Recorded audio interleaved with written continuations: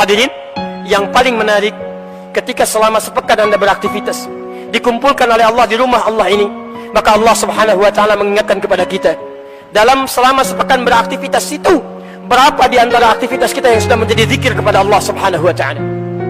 Jangan-jangan selama sepekan ke belakang, dari mulai hari Ahad, hari Senin, hari Selasa, hari Rabu, hari Kamis, antum sibuk dengan urusan dunia antum. Kadang-kadang berangkat gelap, pulang gelap, lupa dengan sholat, jarang baca Al-Quran, apalagi menghafal Quran, jarang berzikir kepada Allah, tidak ada istighfar, tidak ada doa. Kalau cuma seperti itu, jangankan antum, orang-orang jahiliyah sudah juara pada zamannya. Non-muslim sudah bisa lebih hebat. Kalau cuma mengumpulkan harta benda sebanyak-banyaknya, Qarun lebih kaya dibandingkan dengan antum. Wa inna mafatihahu latanu'u bil husbah, latanu'u bil usbah. Yang kunci-kuncinya saja, kalau dipikul oleh orang terkuat di zamannya, tidak mampu untuk dipikul.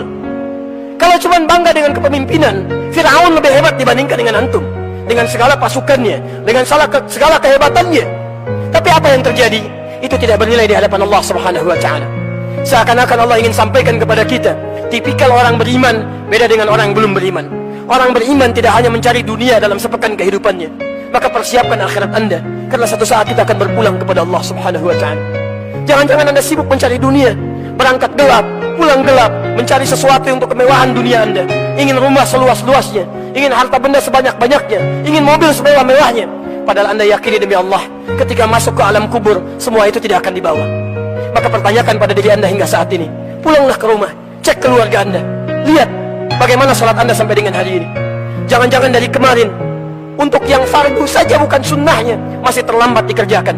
Jarang Anda salat di masjid, Quran masih belum dihafalkan, untuk baca masih belepotan. Hadirin, seorang Mu'adh, anak kecil usia 4 tahun, tinggal di kota Asyut, di Mesir. Matanya buta, tidak mampu melihat. Dia memohon kepada ayahandanya, "Ya abati, Bapak, uridul Quran, saya ingin menghafal Quran." Maka difasilitasi oleh ayahandanya menempuh jarak 20 km dengan kendaraan motor yang sangat sederhana. Masya Allah. Kemudian diajak dia singkatnya menemui syekhnya. Dalam perjalanan, Masya Allah, ya, diatur oleh ayahandanya. Setiap di jalan Mu'adh bacakan Qurannya, ayahnya menyimaknya. Begitu demikian sampai dengan kemudian Mu'adh hafal Quran. Mu'adh hafal Quran. Anaknya yang buta hafal Quran, ayahnya mengantar tidak hafal Quran.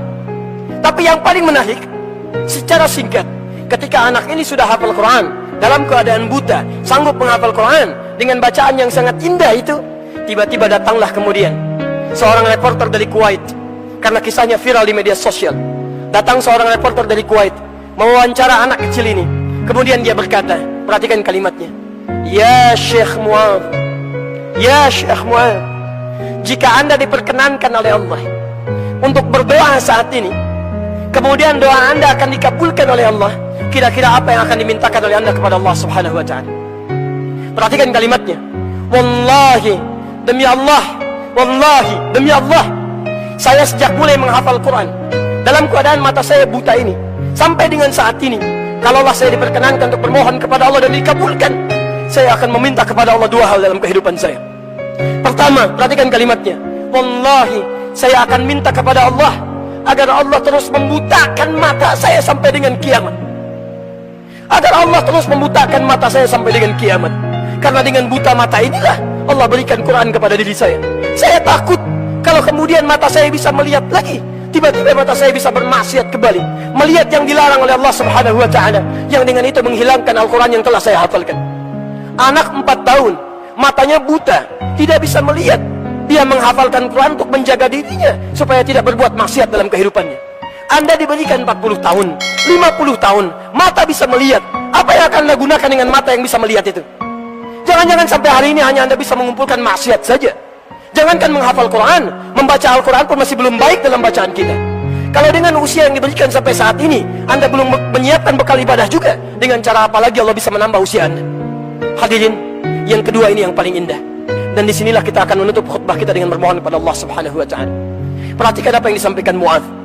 "Wallahi, saya akan bermohon kepada Allah subhanahu wa ta'ala, jika itu diperkenankan, saat saya datang di hari kiamat nanti, dengan tangan saya bergetar, kaki saya bergetar, Dan saya akan menghadap kepada Allah sendirian, tanpa ditemani oleh siapapun, termasuk ayah saya yang menemani saya. Saya akan katakan kepada Allah pada saat itu, perhatikan kalimatnya, Ya Rab, Ya Rab, jika sampai saat ini hamba menghadap kepadamu, masih kurang bekal hamba ya Allah untuk bisa masuk ke dalam surga. Mohon ya Allah, mohon kurangi hukuman hamba ya Allah dengan Quran yang telah hamba hafalkan ini. Mohon kurangi hukuman hamba ya Allah dengan Quran yang telah hamba hafalkan ini. Ada anak usia 4 tahun, matanya buta, tidak sanggup untuk melihat. Dia masih memikirkan bekal untuk kembali kepada Allah Subhanahu wa taala dengan menghafalkan isi Al-Quran. Anda diberikan 40 tahun, 50 tahun, 60 tahun, matanya sehat, fisiknya kuat. Bila sampai hari ini saja belum sanggup untuk sekadar membaca Al-Quran, butuh berapa lama lagi waktu yang dibutuhkan oleh Anda untuk kembali kepada Allah Subhanahu wa taala, mendapatkan kebaikan-kebaikan.